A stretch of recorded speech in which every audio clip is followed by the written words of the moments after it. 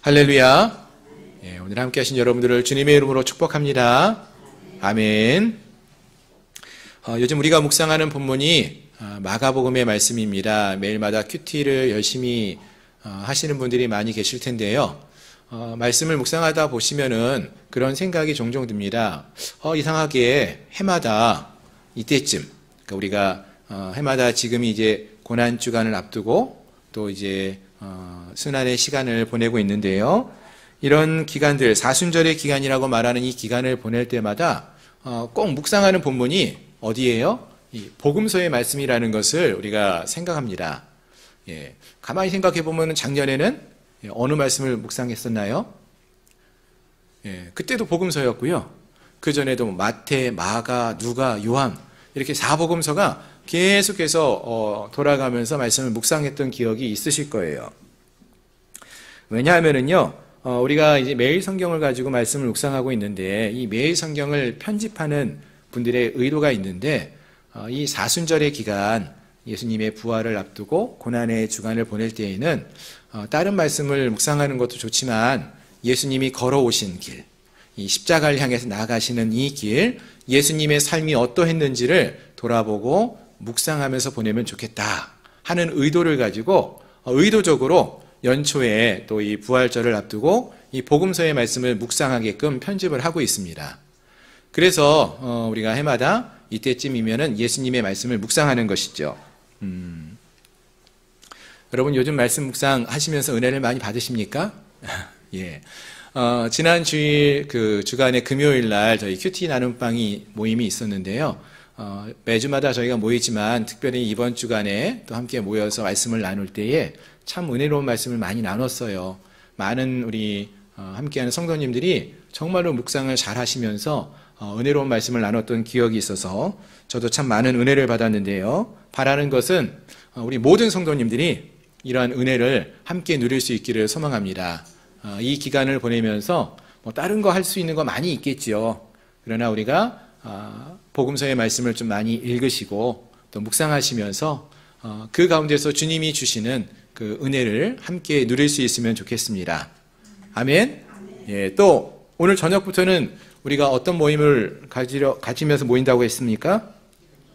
함께 모여 기도한다고 했죠. 예, 고난 주간 동안 짧지만 2주간 우리가 저녁마다 모여서 함께 기도하는 시간도 가지려고 합니다. 의도는 다른 게 아니죠. 이 기간 말씀 묵상하고 기도하면서 우리 주님을 좀 더 많이 생각하면서 또 은혜롭게 이 시간을 보내면 좋겠다라는 마음이 있습니다.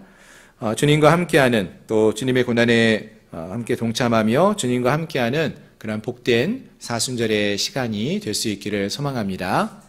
아멘. 자, 이제 오늘 본문의 말씀을 함께 살펴보기 원합니다. 오늘 본문의 말씀도 이제 복음서에 나오는 말씀입니다. 마가복음 12장에 나오는 말씀인데요. 흔히 우리가 포도원 농부의 비유로 이렇게 말하는 그러한 말씀입니다. 그 내용을 잠시 살펴보면은요. 12장 1절에 있는 말씀을 보시면은 비유 속에 등장하는 한 사람이 있습니다. 이 사람이 포도원을 만들어요. 포도원을 만들고 또 그곳에 안전하게 울타리로 이렇게 치면서 울타리도 만들었다라고 했습니다. 또 나중에 포도를 수확하면은 포도를 즙을 짜야 되기 때문에 즙을 짜는 틀 이것도 만들고요. 또 망대도 만들어 가지고 뭐 이 나쁜 짐승들이 또 다른 사람들이 틈타지 못하도록 망대도 지었다라고 했습니다. 자, 그럼 여러분 지금 여기서 말하고 있는 이 포도원은 주인이 누구죠? 누구의 것이죠? 이 포도원을 만든 사람이죠. 이 사람이 이 포도원의 주인이죠.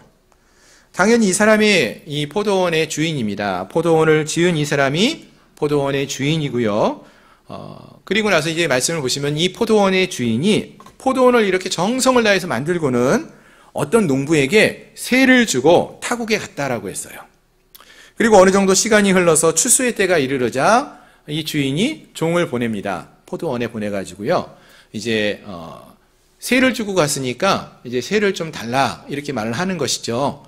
그러니까 포도원에서 세를 받는 거는 뭐 포도원에서 수확한 포도를 좀 받으면 될 것 같습니다. 근데 주인이 시간이 되었으니까 종을 보내어서 세를 받으려고 했는데 어떤 일이 벌어지는가 보니까 농부들이 어찌된 일인지 주인이 보낸 종을 잡아서 심히 때리고 거저 보내었다라고 했어요. 아마 주인이 이상하다, 내가 보낸 걸 몰랐나? 이런 생각이 들었는지 또 다른 종을 보냅니다. 그랬더니 이번에는 그 종을 머리에 상처를 내고 능욕했다라고 했어요. 주인이 다시 종을 또 보냅니다. 그런데 이번에는 농부들이 그 종을 아예 죽였어요.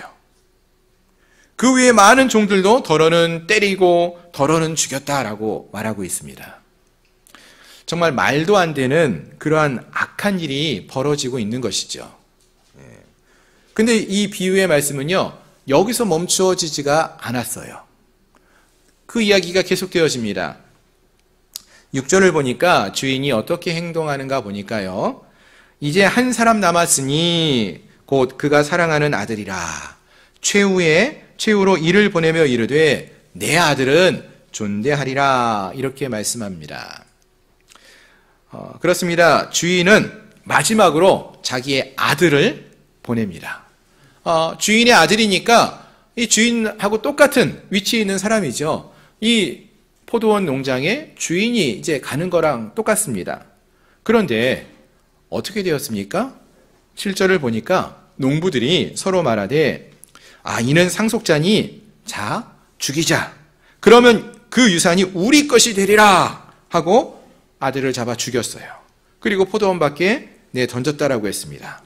주인의 아들을 존대한 것이 아니라 죽이고 주인의 것을 빼앗아서 자기의 것으로 삼으려 했다라는 것입니다. 그래서 결국 주인은 이제 이 농부들을 참지 못하고 진멸하고 그 포도원을 다른 사람에게 넘겨주었다 하는 것이 이제 오늘 비유의 말씀입니다. 내용은 이렇게 흘러가는 걸 알겠어요. 근데 여러분, 이 말씀을 읽으시면서 말씀이 어떻게 좀 다가오셨습니까? 그렇게 쉽게 다가오는 것 같지도 않고요. 이 말씀을 읽는데 저는 개인적으로는 좀 마음이 답답했어요. 왜 답답할까요? 일단은 주인을 향해서는 그런 마음이 들었습니다. 아니, 왜 이 주인은 마음이 저렇게 순하기만 하고 오래 참기만 하는가 하는 답답한 마음이 들어요. 좀 화도 내고 미리 종 한 번 보내고 두 번째 보냈을 때 이상한 짓을 하면은 그때 진멸하고 빼앗고 혼내주면 좋았을 걸 왜 아들이 죽기까지 그렇게 참고 인내만 하고 계시는 것처럼 보이나, 이런 마음이 들고요. 또 농부들을 향해서는요, 와, 어떻게 사람들이 저렇게 뻔뻔하고 악할 수가 있을까, 이런 마음이 드는 거예요. 너무나 막 화도 나고 답답해요, 이런 상황이. 그럼 여러분, 도대체 예수님께서는 왜 이같이 마음이 답답해지는 이런 이야기를, 비유의 말씀을 하고 계시는 것일까요? 이것을 생각해 보기 위해서는요, 이 비유의 말씀이 언제 누구에게 주어지고 있는지 이 본문의 배경을 좀 살펴보면 좋을 것 같습니다. 먼저 이 비유의 말씀이 언제 주어지고 있는가 하면은요, 이제 앞에 나오는 내용을 보시면 좋은데, 오늘 우리가 함께 읽은 본문이 마가복음 12장이죠. 그 앞장을 보시면은 마가복음 11장은 어떤 내용을 담고 있냐면은 처음에 예수님께서 어린 나귀를 타시고 예루살렘에 입성하시는 종료주일의 이야기를 담고 있어요. 따라서 12장의 오늘 본문의 말씀은요, 예수님께서 이 땅에서 보내시는 마지막 주간 중에 있었던 이야기예요. 그러니까 종료주일에 예수님이 예루살렘에 입성하시고 그 주간 이제 그 주간에 죽으시고 무덤에 묻히시는 그러한 고난의 주간이 시작되지 않습니까? 그 주간 중에 주어지는 이야기라는 것입니다. 따라서 이곳에서 행하시는 이러한 일들, 또 말씀하시는 것 하나하나가 허투루 행하시거나 그냥 아무 의미 없이 이야기하는 것이 없는, 그러니까 정말로 남은 시간이 한정되어 있는데 그 시간에 정말로 중요한 이야기를 다루시고 말씀하시고 행하시고 있다는 것을 우리가 생각할 수 있다는 것입니다. 자, 그럼 좀 더 말씀을 살펴보시면은요, 예수님께서는 지금 누구에게 이 비유의 말씀을 전해주고 계십니까? 또 어디에서 이 이야기가 전해지고 있는 것일까요? 역시 이것도 본문의 앞단락을 보시면 좋은데요. 앞에서 이 이야기가 이제 예수님이 이제 어린 나귀 새끼를 타시고 예루살렘에 입성하신 다음의 이야기라고 했습니다. 11장 말씀을 쭉 읽어가시면은 그래서 예수님이 나귀를 타시고 예루살렘에 들어오시거든요. 입성을 하시고 나서 제일 먼저 간 곳이 어디였는가 보면은 성전에 가셔요. 예루살렘에 입성하신 예수님께서 가장 먼저 방문하신 것이 성전이었습니다. 그런데 11장 말씀을 보시면은요, 성전 안에 예수님이 들어가 보셨더니 성전이 어떠했냐 보니까 성전 안에서 막 여러 사람들이 막 재물을, 그러니까 양, 염소들을 막 팔고 사는 그런 사람들이 많았고요. 또 돈을 바꾸는 자들이 많아서 시끄럽게 하고 있고 어지러운 상황이었다라고 했습니다. 그래서 예수님께서는 이들을 다 내어 쫓으셨어요. 그런데 이 소식이 누구에게 들렸는가 하면은요, 이 성전을 그 당시에 책임지고 돌보고 관리하던 대제사장들과 서기관들에게 이야기가 들렸습니다. 그들이 어떻게 반응을 했을까요?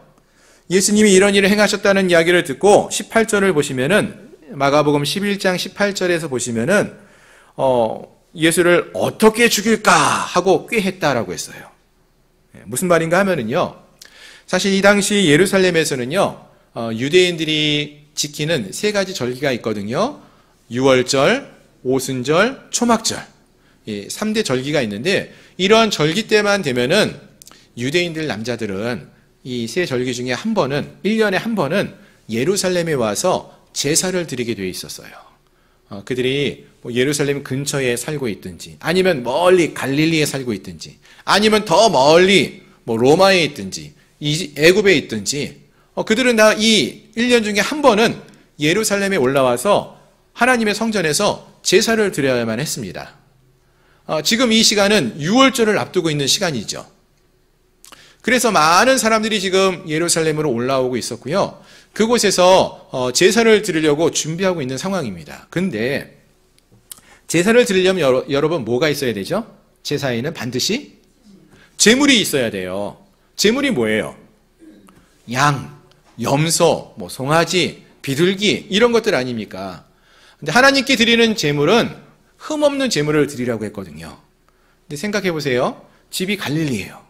갈릴리에서 예루살렘까지 내가 정성을 내서 제물로 드릴 양을 끌고 오는 겁니다. 빨리도 못 오지만 오다가 혹시나 상처를 입으면은 그 양은 제물로 드릴 수가 없어요. 흠없는 제물을 드려야 하는데 흠이 생겼잖아요. 그래서 멀리서 오는 사람들은 대부분이 이런 제물을 집에서부터 갖고 오질 않고 성전 주변에서 제물을 사서 제물을 준비해서 제사를 드렸다라는 것이죠. 그런데 이 당시에 이 성전 안에 이러한 제물을 사고 팔 수 있는 곳을 마련해 둔 거예요. 그리고 아마 이것을 성전을 관리하는 대제사장들, 서기관들이 관리하면서 조금 더 많은 유익을 얻고 있었던 것으로 생각해 볼 수 있다는 것이죠. 당시 성전을 관리하고 있던 제사장들과 서기관들과 같은 사람들이 이 성전 안에서 이러한 재물을 사고 팔 수 있게 하면서 많은 유익을 얻고 있었다는 것입니다. 그런데 이번 유월절을 앞두고 어떤 일이 벌어진 거예요? 그 일을 갈릴리에서 오신 예수님이라는 그런 랍비가 성전을 깨끗하게 하시면서 그런 걸 못하게 다 내어 쫓았어요. 다 나가라고 하고 쫓아버렸어요. 성전 안에서 매매하는 자들, 돈 바꾸는 사람들을 다 쫓아내시면서 아무나 물건을 가지고 성전 안에 지나다니심을 허락하지 않았다라는 거예요. 그러니 대제사장들과 서기관들의 마음이 어떠했겠습니까? 아니, 우리가 관리하고 있는 이 성전을 감히 누가 이런 일을 행했느냐? 이거 해야지 우리에게 어떤 유익이 있는데 왜 이거 못하게 했느냐? 누구냐? 이런 마음이 있었다는 거예요. 무척 화가 난 거예요. 얼마나 화가 났는지 이 예수를 죽이려고 했다라고까지 말하고 있지 않습니까? 자, 하지만 다행히도 무리가 다 예수님의 교훈을 듣고 놀랍게 여기고 있어서 무리들 앞에서 예수님을 어쩌지는 못했습니다. 자, 그리고 나서 이제 다음 날이죠. 마가복음 11장 27절을 보시면은 예수님께서 그 다음 날 다시 예루살렘 성전에 나오셨습니다. 그러자 이때다 하고 28절을 보시면은 11장 28절을 보시면은 대제사장들과 서기관들과 장로들이 예수님 앞에 나왔어요. 예수님께 막 화가 났던 그 사람들이죠. 이들이 와서 예수님께 묻습니다. 왜 성전에서 예수님 마음대로 장사꾼들을 내어 쫓고 돈 바꿔주는 사람을 쫓아내었느냐? 무슨 권위로 이런 일을 하였느냐? 누가 이러한 일을 할 권위를 당신에게 주었습니까? 라고 물었다는 거예요. 그러자 예수님께서 뭐라고 답하십니까? 누구의 권위라고 하셨죠? 네, 즉각적으로 대답을 안 하셔요. 예수님께서. 대신 이렇게 말합니다. 세례 요한의 세례가 하늘로부터냐 사람으로부터냐? 먼저 답을 해주면 나도 누구의 권위로 했는지 얘기해 줄게. 이렇게 말씀하셔요. 그러자 이 대제사장들과 서기관들 또 장로들이 한참 고민을 합니다.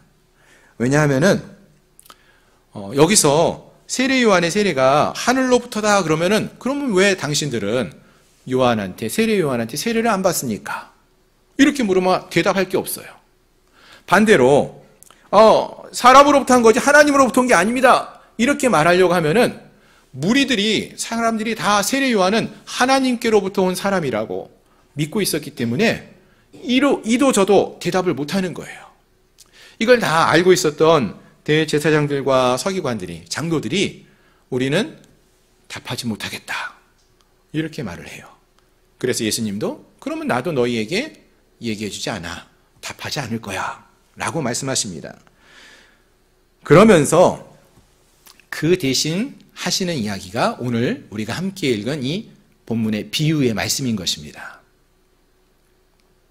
즉, 이 비유의 말씀은요, 예루살렘 성전에서 대제사장들과 서기관들과 장로들에게 저들이 한 질문에 대해서 주시는 예수님의 대답이었다라는 것입니다.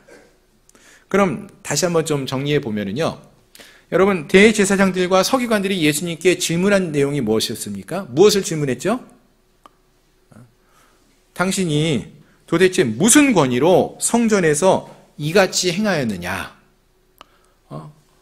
무슨 권위로 이런 일을 행하였느냐? 이것을 질문하지 않았습니까?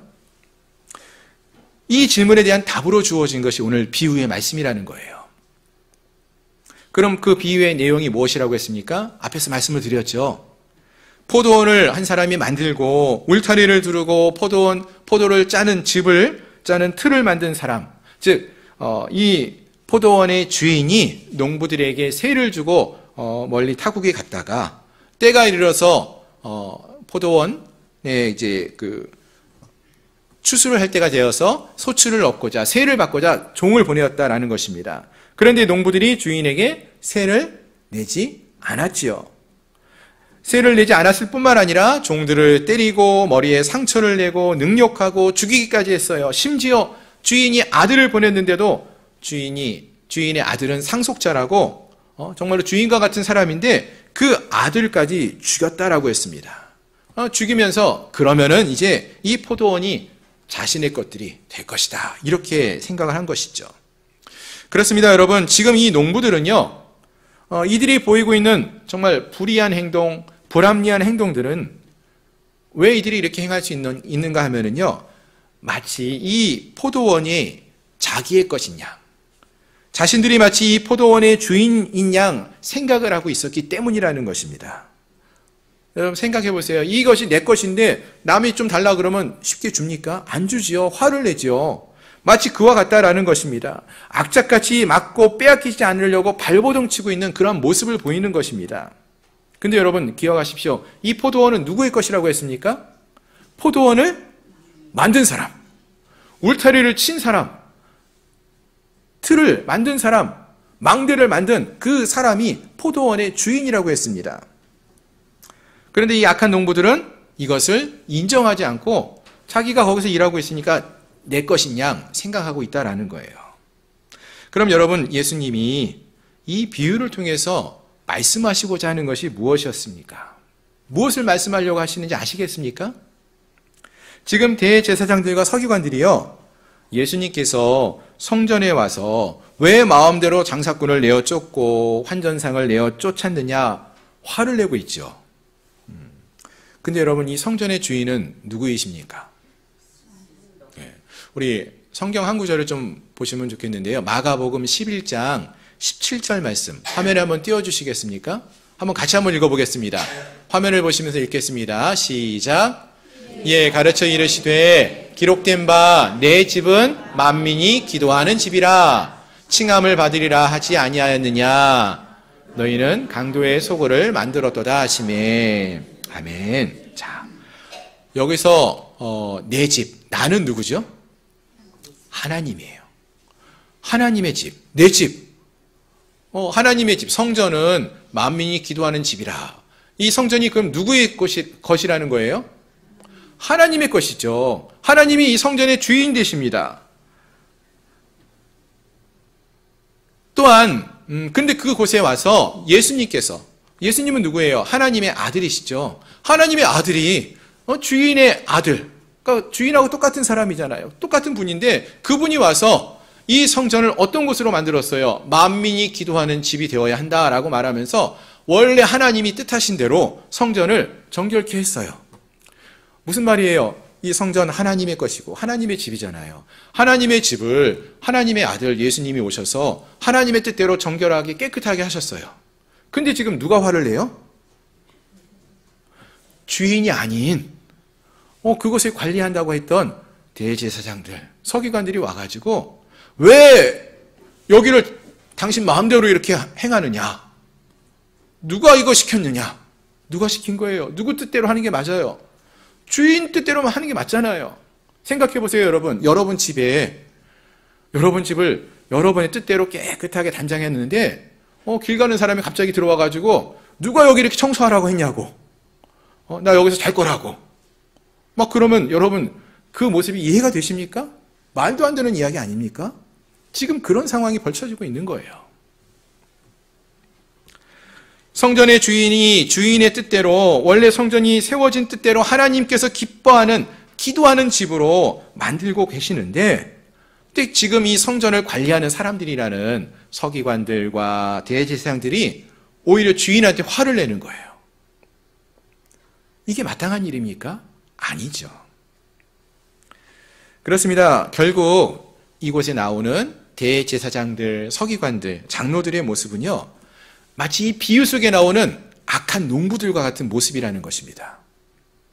이 성전의 진정한 주인이 누구이신지를 깨닫지 못하고 마치 자기들이 이 성전의 주인인 양 내가 지금 이것을 통해서 얻을 수 있는 유익을 누리기 위해서 악한 일을 서슴지 않고 행하는 이 농부와 같은 그러한 모습을 대제사장들과 서기관들이, 장로들이 보이고 있다라는 것입니다. 자, 그렇다면 사랑하는 성도 여러분, 우리는 어떤가요?